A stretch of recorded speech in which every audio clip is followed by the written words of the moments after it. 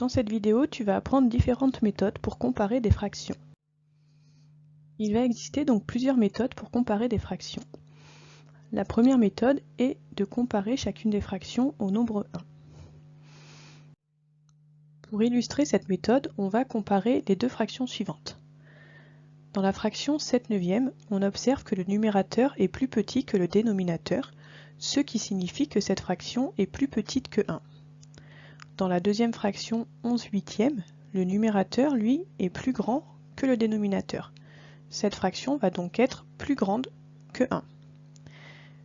Comme cette fraction est plus petite que 1, elle est forcément plus petite qu'une fraction qui est, elle, supérieure à 1.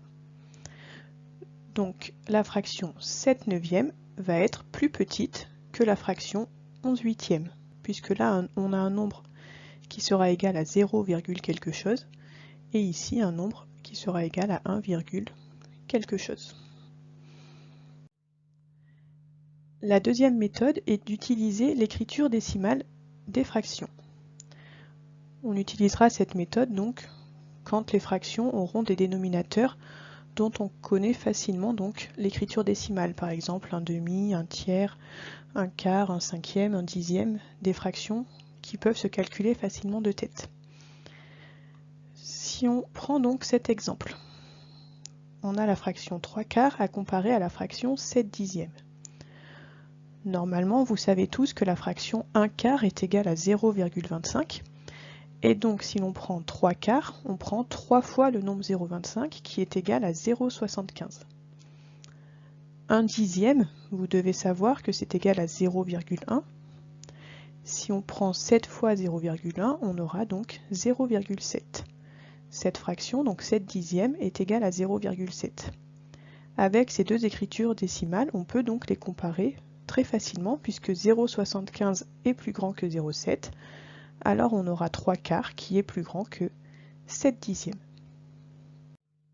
La dernière méthode consiste à écrire les deux fractions avec le même dénominateur et ensuite donc de comparer les numérateurs entre eux pour savoir quelle est la fraction la plus grande ou la plus petite des deux.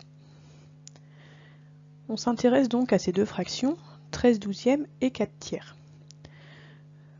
Pour modifier une des deux fractions et la mettre au même dénominateur que la deuxième, il est toujours plus facile de prendre celle qui a le plus petit dénominateur pour la modifier en multipliant donc numérateur et dénominateur par un même nombre pour arriver à une fraction dont le dénominateur ici va être 12.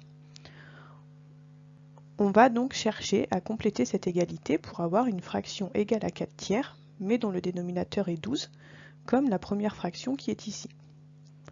Pour passer de 3 à 12, on multiplie par 4. Pour que la fraction reste égale, on doit faire exactement le même calcul au numérateur, et donc multiplier 4 par 4 qui fait 16.